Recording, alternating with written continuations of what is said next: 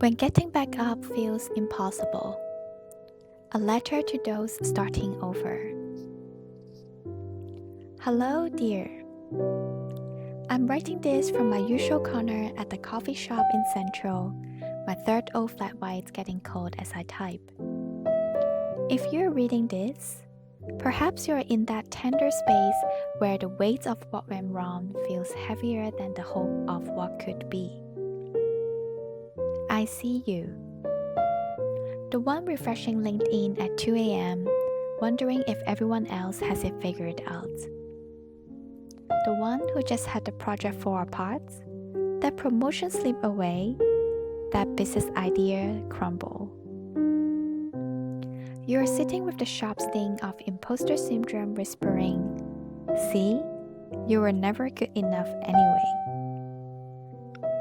Last month, I wrote about feeling like a failure.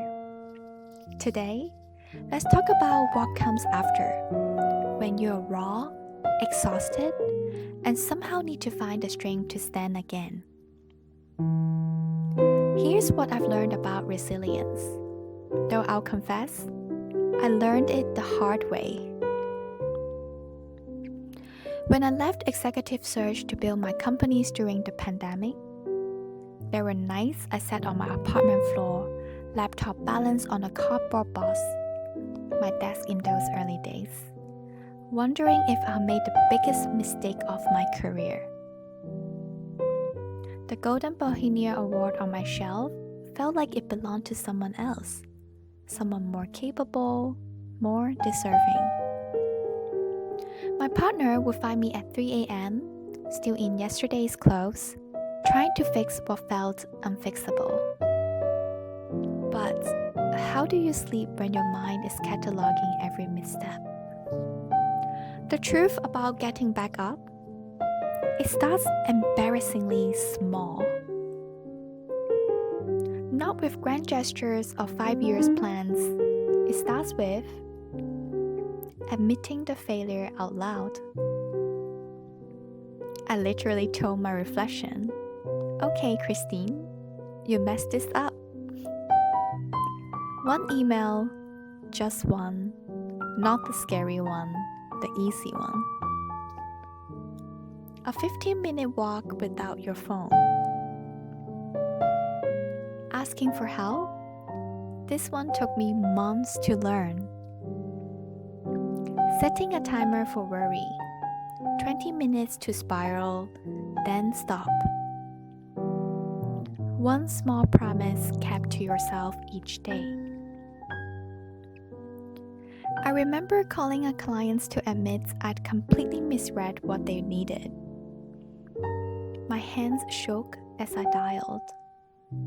But you know what? They thanked me for the honesty. That tiny moment of courage rebuilt something in me. Resilience isn't about bouncing back quickly. It's about moving forward honestly. Some days, forward is rewriting that proposal. Other days, it's just washing your face and having breakfast. Both count. What I do now when imposter syndrome screams loudest, I list 3 things I've survived before. I message one person who believes in me, even when I don't. I do one small thing that moves that needle, however slightly. I remember that everyone Googles how to at midnight too. You don't need to transform overnight. You don't need to emerge from this as a completely different person with a TED Talk about your comeback. You just need to be willing to try again tomorrow. And if tomorrow feels too far, just this afternoon. And if that's too much, just the next hour. Here's what I know for certain. The executives I placed who became industry leaders, they all had spectacular failures. The entrepreneurs who built empires, they all had ideas that flopped magnificently. That familiar business heir struggling with legacy pressure, they are human too, figuring it out one decision at a time. Dear, resilience looks different at 5:30 a.m., my new morning routine, than it did during those 2 a.m. panic sessions. But both versions were necessary. Both were real. Both were me getting back up. So here's my promise to you. I'm here, in this messy middle with you, building my companies while doubting myself, succeeding while remembering failures, moving forward while looking back sometimes. You are not alone in this, not in the falling, not in the fear, and definitely not in the getting back up. Tomorrow, try one small thing.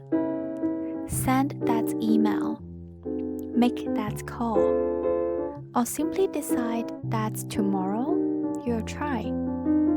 That's enough. That's everything. Here's to resilience that looks like rest. To comeback stories written in pencil, erasable and revisable. To the messy, imperfect, deeply human journey of becoming who we're meant to be. All my love and endless belief in your quiet courage. Christine. P.S. If you need someone to remind you of your strength, my inbox is always open. Sometimes we need to borrow someone else's belief until we can find our own again.